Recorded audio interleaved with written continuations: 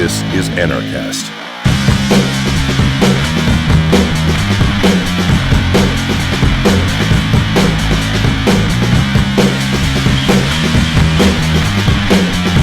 Hey everybody, welcome to another edition of Anarchast, your home for anarchy on the internet. I'm in Acapulco, and apparently there's some sort of war going on in the bay behind me. There's a few battleships, I guess Mexican-style battleships, boats paid for with stolen money with people on welfare on them with guns. So I guess they're getting ready for maybe Guatemala's attacking or something. Just out there, probably just wasting a lot of money. But anyway, I have Jeff Peterson II on the line, coming in from Salt Lake City, and he's an interesting fellow. He was quite outspoken about when I was having Cathy Reisenwitz on, so we're going to talk about that. He's also does a fair amount of work trying to convert limited government libertarians to anarchy and things like that. So we're going to be talking about those sort of issues. But before we get into that, Jeff, how did you become an anarchist?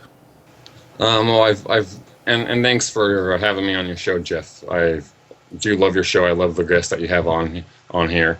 I've been an anarchist since about September 2012. Before that, I was a libertarian, limited government libertarian my entire life. So I've never really had to unlearn, the statist rhetoric. In 2012, this was when Ron Paul was in the primaries, and so it's kind of hard to say exactly what pushed me over the edge, but I would say it was a combination of how Ron Paul was treated in the primaries, because part of me was saying, okay, Ron Paul revolution, he was going to be our savior, he was going to bring libertarianism. But after he got out of the primaries, I realized, he was our last hope.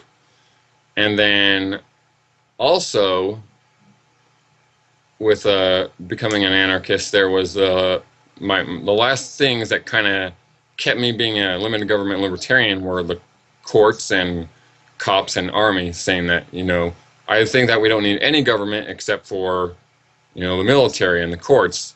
And then, someone raised a point to me is that, with the military, they'll use times of crises to intervene in other parts of the economy, such as, World War II. And once you have taxes, you're going to have a justification to increase the size and scope of state no matter what. So, everyone's going to have their own pet projects like VA benefits, roads, etc. And that's just going to lead to one justification for another to increase the size and scope of government. So those two things combined with, Ron Paul, and that kind of made me an anarchist at that point. So was there any sort of things that you had read that sort of convinced you that things would work? You could do these sort of things like policing or courts without state intervention? Definitely, and it's been mentioned a couple times, and Amanda Billyrock mentioned this with me once, but it was the For New Liberty by Murray Rothbard. And I think it's chapter 10, he talks about the government and business, the public sector, and he goes over his argument of shoes, where imagine if the state had a monopoly on shoes and someone came along and tried to privatize it and compete it. And that argument, you can kind of use that with any argument, like the FAA, military, you oppose the public and the poor people, and what would the prices be, and what would the shoe sizes. So that was, I listened to Jeff Riggenbach, the one and only, and he in a YouTube video, and that just was one of the things that bing, light bulb went above my head. And I've never heard of this Jeff Riggenbach. Is he fairly well known? Yeah, he actually he does a lot of audiobooks for the Mises Institute. So it's kind of an inside joke with libertarians because his voice is kind of a deep voice with I've heard him be compared to the Morgan Freeman of the liberty movement just because his voice is very soothing, and he reads a lot of libertarian authors. Oh, that's great. So I want to talk to you about the Cathy Reisenwitz incident. So I had posted on Facebook, and I just mentioned I was going to have her on. I didn't know much about her, but Jeffrey Tucker told me that she was an anarchist and I should have her on, so I said okay. And it created a huge amount of controversy, and you were one of the top people on there. And so I wanted to have you on and get your perspective on what you didn't like about why I had Cathy on the program. Well, as far as having her on there, it's not like I disagreed with you having her on there per se, because I think it's good to at least that you knew that where she was coming from. The only thing that I don't like, that I didn't like, and this is nothing against your show and what you're doing, because you clarified after how you do your show, how you interview people. It wasn't a debate; it was more of an interview. So there was nothing against that. It was more what Cathy does in general.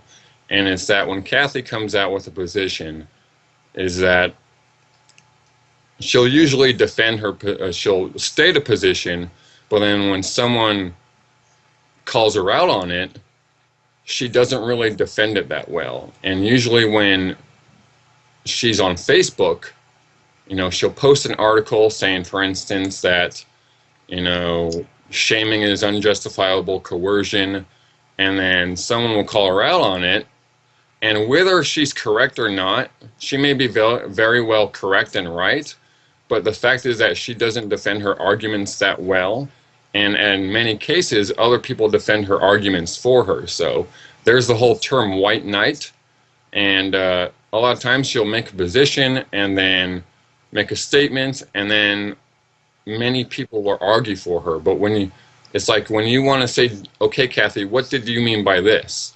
Other people will say, this is what Cathy means, and then Cathy will take their position as her own position.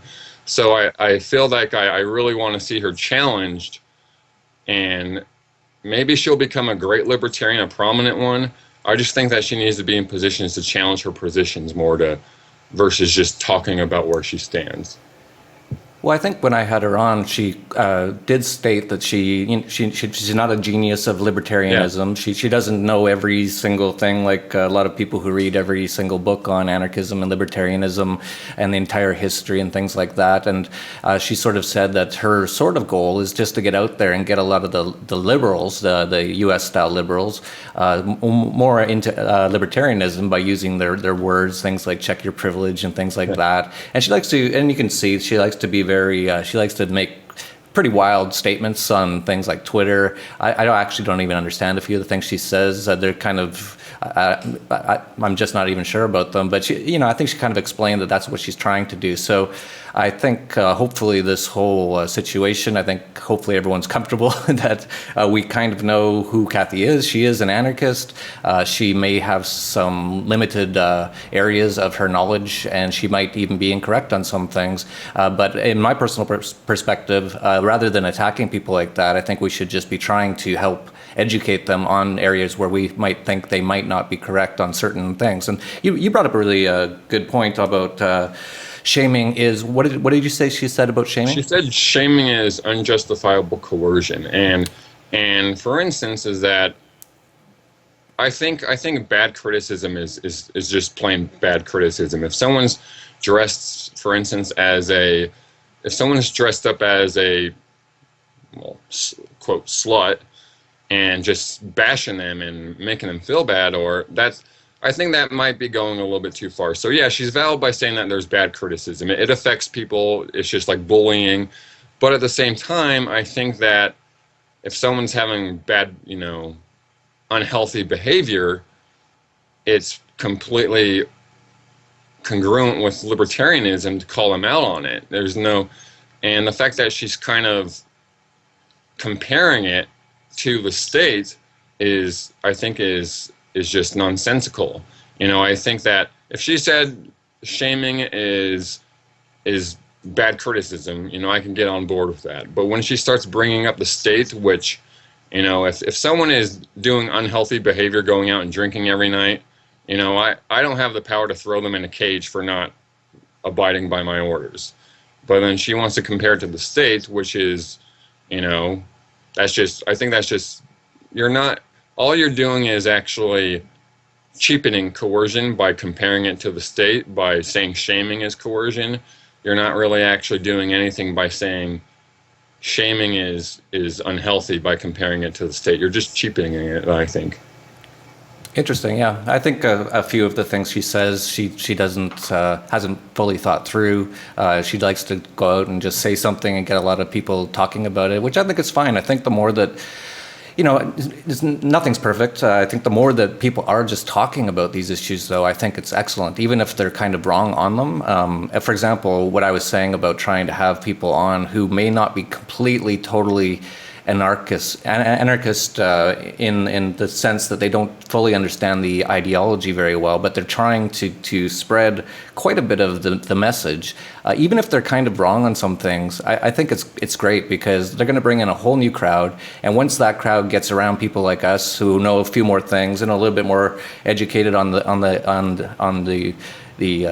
philosophy or the work that has been done in the past, showing what should be proper and what shouldn't be proper under a truly anarchist sort of a system. I think it's great, and then we can convert them from there. And that's one of the things that you say is sort of your niche at the moment, is sort of converting people who aren't quite there yet all the way to anarchism. And maybe you can let us know of a few of the ways that you've been doing that recently. Well, one of the ways that I usually talk to people is by using, for instance, I'll use an example. The argument, without the government or the state, people will, it wouldn't work because people are greedy, people are abusive. So therefore, we need a government because there's bad people out there. So the response for that, you may know that, is like, okay, well, if you don't want greedy people who go around murdering people, why do you want to put a monopoly on that? Why would you want to put people in power? You're just institutionalizing it. So, one of my responses to that is, one of their responses to that is, well, that's why we just need the right people in power. We need to vote in libertarian candidates. Okay, that's true. How we achieve libertarianism, if we're going to do it outside the system or inside the system, that's something that I think that mutually both sides can agree to, that that needs to be done. Whether it's, we both have the same ends, but the flaw I find with that argument is, let's say, for instance, we live in an ideal limited government society. I vote someone in who matches my principles 100%. They're exactly like me. But my contention is that my discrepancy is that if someone I vote in is the exact same way as I am, they don't spend money, taxes money, on things that I want, on things that I don't want. They don't vote on bills that I don't want. Then what's the difference between that person being in power and them not being in power and me running myself?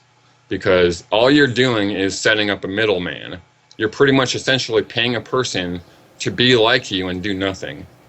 So that's an example. The way that I'll approach that is just by using allegories to come across with my point. That's usually what I try and do, is by bringing them over, is by using points like that. And then they realize, well, okay, I never thought about the middleman. I am paying for someone to be exactly like me. You're just wasting your own money. And not to mention, it never works out that way. Yeah, exactly. And that's another point against, is that's what I just explained as our ideal libertarian society. But the thing is that those politicians, they're not going to match us 100%. They're going to be maybe 25%, and maybe if you're lucky, 75%. In cases like, for instance, Ron Paul, where I agreed with about 80% of what he said. But then you have politicians who don't like you, and then you have the political process of big interests, big special interests, lobbying.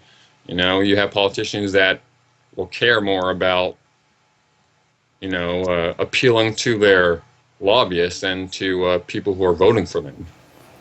Makes it even more difficult. Yeah, and the way I look at government is it's just needless. It's unnecessary. It's an unnecessary evil. And as we were talking about earlier, anything that people want can be done without government, private courts, private security, and they always work better. And these guys, like these battleships or whatever sitting out there just wasting money. No one's attacking Acapulco. No one's got any plans to attack Acapulco. If there was someone who was going to attack Acapulco, which wouldn't make any sense in today's world, these sort of ideas don't even make any sense. Which people out there, which giant group of people are going, oh, let's go in and kill everybody in Acapulco? It just doesn't make any sense. Yeah. I think you mentioned a great point. I think I read an article somewhere that I think it's Costa Rica, and you may know this, that Costa Rica doesn't have a standing military.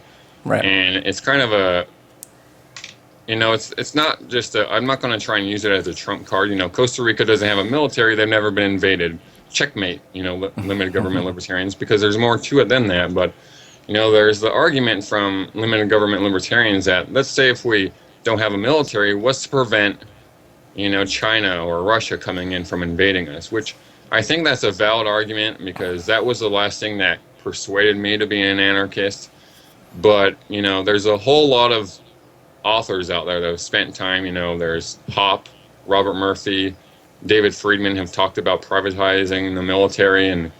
But I think how I approach it towards libertarians before I actually say look into these authors, I want to plant a seed with them. I want to get them thinking. I want them outside their comfort zone.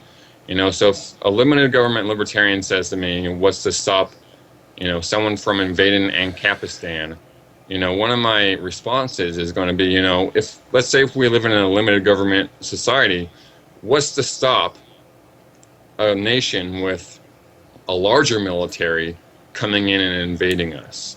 What's to stop Russia or China from invading us? I mean, because if you look at if we have a limited government, we'll have a smaller military, so it'll be easier for us to be invaded.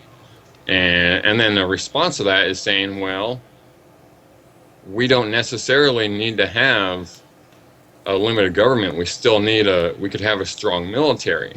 But even military superiority doesn't guarantee victory, because if that was the case, Vietnam wouldn't have taken over. Northern Vietnam and Southern Vietnam would have worked out differently if it was for military superiority.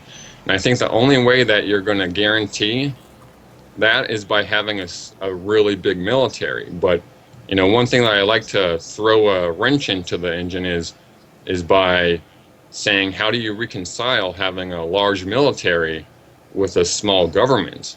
Because as I mentioned to you earlier, they're going to use these as excuses to intervene in the economy. How do you reconcile? The only way to ensure that we have a safe society is by having a super duper sized military to protect us from any invaders that would ever come over. But that's just going to be, even a path to consistent and constantly intervening in the economy elsewhere to a police state like what we have right now. There's no assurance to actually making sure that we never got invaded. You have to you either have to actually, risk having it or have a police state. And another argument is, with liberals, when a libertarian typically doesn't like it when a neocon will say, I'm against drugs and gays getting married. They're legislating their own preferences. And at the same time, a liberal will come out and say, well, neoconservatives, they shouldn't legislate their preferences, but let me go ahead and actually legislate welfare because I'm for poor people getting helped. So as libertarians, rightfully, we should disagree with that. But then the conflict is, okay, well, I'm for the military, I'm for courts. That means all of you should be for the courts as well.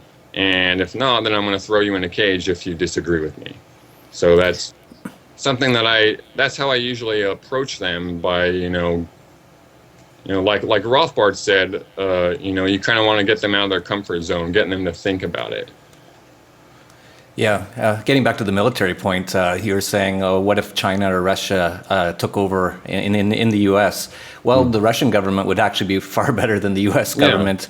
Yeah. I think taxes in Russia are like 9% or something like that.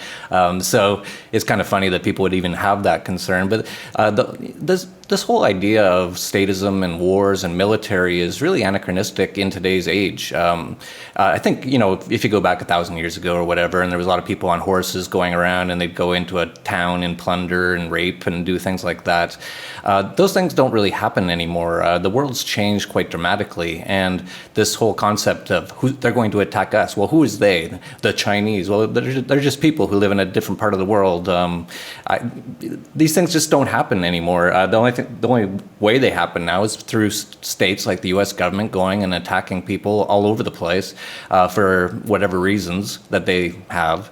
And it's just ridiculous. There's this such a negative thing. I can't believe that people even want something like that. Not to mention there was that old phrase from World War II where the Japanese emperor said that there's no way they would actually go and try to take over the U.S. There'd be a person with a gun behind every blade of grass. And that's really the key is people taking their own responsibility for their own defense. And of course they can group together in whatever way they want, voluntarily. So if for whatever reason, if the Chinese wanted to come in and take over Acapulco, which would be really ridiculous and wouldn't make any sense. But if they did, people here could all, put money together and hire an army to protect them if that's what they wanted. But that's not going to happen. We live in a day and age now where it's not profitable to have war. It's not profitable to take over areas. It's more profitable to invest and to invest in those areas and to purchase the things that you want from those areas, not take them. There's less and less, now that we're more in a digital age, there's less and less physical sort of wealth. A lot of the wealth is in what people know and knowledge and what they can create with that knowledge. And so you can't really just come in with violence and do that anymore. So there's really just it makes no sense whatsoever.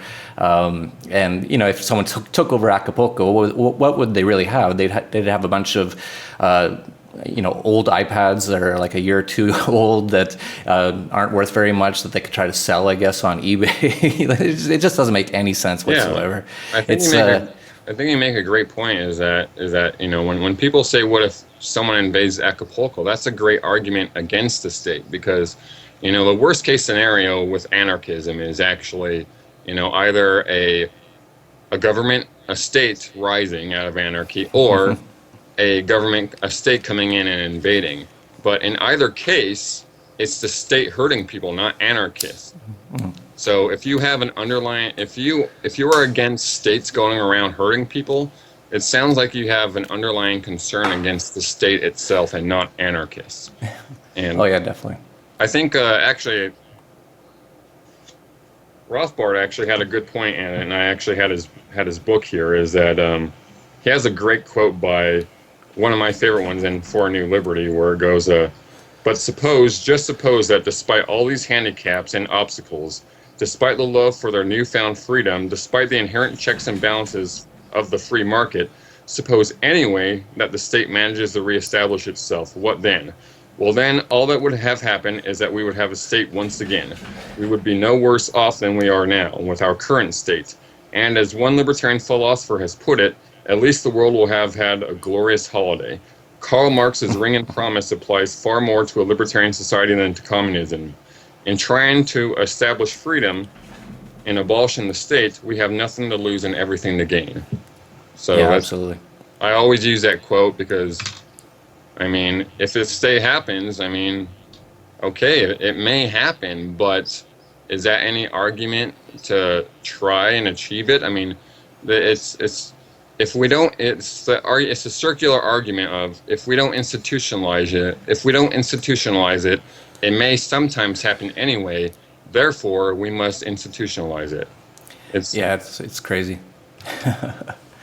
Yeah, and like I was saying earlier, it's funny that so many Americans seem to think that they need this military or everyone's going to come over and overtake them. It's like, well, if I was actually American, I would almost be pro someone coming in and taking over the U.S. federal government. I can't imagine many regimes much worse than the current U.S. federal government. And all these people in the U.S. are losing half their income every year to taxes and fees they have to pay and permission to do everything. They're essentially almost completely enslaved, and yet they're concerned that maybe someone else will come in and take over control of their slave owner. Everyone's got everything so confused. But the good news is that the states are going to all fail all on their own, especially the U.S. federal government, which is going to be awesome. It's just going to be a transition period that's going to be very dicey for a lot of people, especially those who don't expect this to happen at all. It's going to happen. And the dollar's going to collapse in the next few years, and that's really going to destroy the U.S. government and the U.S. military. And so that's a very positive thing, but we're going to have to just get through it. And that's why it's so important to get people to understand how the world could or would work without a large state or even any state. And the more that people understand that, the easier the transition period will be. So that's why I always try to spread these messages any way I can by talking to anyone I can about these topics, and not even being too worried about if they've got a few things wrong or whatever. Like I said earlier, we just need to bring more people towards this idea. And I think, wouldn't you agree that this idea is really rapidly growing right now? Am I wrong on that? I really am sensing that. I think it is. I think that, I think that we should, all perspectives do help. And, for individuals like me, that's where I've actually tried to establish where I'm at, is when people actually come in, is kind of, usher them the way, because in the sake of humility, I don't claim that I know everything. I'll tell people what I know, and then reference, here's where you should go, here's what I think. So I want to actually give people the tools to, when it comes to libertarian, the tools where they want to take it. If someone wants to come in and change the system, or be a libertarian, and if they want to use the political process for doing so, I disagree with voting. I'm not for voting in anymore. But if someone comes in, gets my ideas, and they want to go into politics and try that, that's fine by me. I disagree with that approach. But the fact that they're trying to actually do it in a positive way, at least they will get a platform. Like Ron Paul even admitted that he didn't achieve anything in Congress. The state still grew, but it was his ideas that actually did it. So if someone can actually try and do the same thing like Ron Paul did, go into the system, make as big as an impact in libertarianism as he did, although I'll disagree with that method, I still will encourage the fact that they're trying to accomplish something. Yeah, I'm just happy anyone's trying to do anything possible to get more liberty and freedom in the world. So I support anything, and I flip-flopped on that a few times. I did go through a phase where I said, you're a bad person if you vote, you're immoral because you're supporting a system that is at its very base coercive and violent and thieving.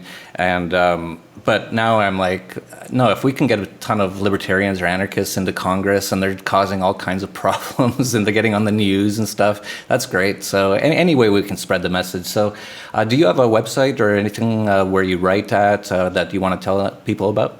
Yeah, the website is called wetheindividuals.org. It's got a couple of contributors to it. It's primarily, what we write about is anarchism. I've written several pieces myself about, Austrian economics and anarchism. I think economics is very important, and so I try and focus on that. What I say that we're trying to do is, I have someone who co-owns the page with me.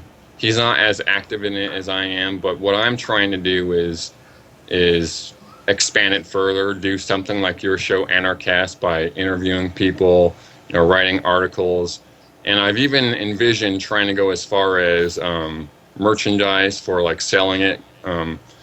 And the reason why is because, some people will say, some people have the stance that some people have the stance that if you're not voting in the system, you're not contributing, you're not doing anything. But I think even people that are writing, even people that are doing what you're doing, even if I'm walking down the street wearing a shirt that has an anarchy symbol on it and someone asks me about it, that's still planting a seed, that's still contributing no matter what. So even if it's something like that, that's something that I want to actually, that's what I want to do in the future with what I'm doing with my site. That's great, and that's what I always say to everybody: get out there and just spread this message as much as however you can, whether it's in the political system, outside the political system. Even if you don't even have all your things correct, you don't know exactly what you're talking about, but you're still trying to promote liberty.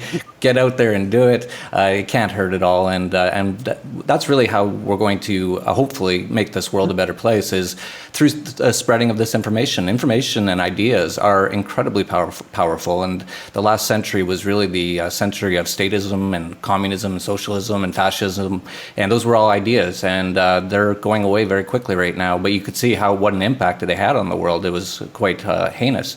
But very quickly we can, within a matter of years or decades, change dramatically. The communism really just came out of nowhere in the 1920s and 1930s, and it spread like wildfire because it was an idea, and it sounded like a good idea, but it turned out to be the worst idea ever. Right. But you can see how quickly those things can spread if people really get access to that information and get really involved in an idea. So, keep up the great work, and for anyone else out there, try to spread this information any way you can. Start up your own blog, start up your own YouTube channel. Different perspectives, different ways of coming at it. You'll get your own audience, and these ideas will spread. And of course, share these videos. And that's it for Anarchast, your home for anarchy on the internet. Peace, love, and anarchy.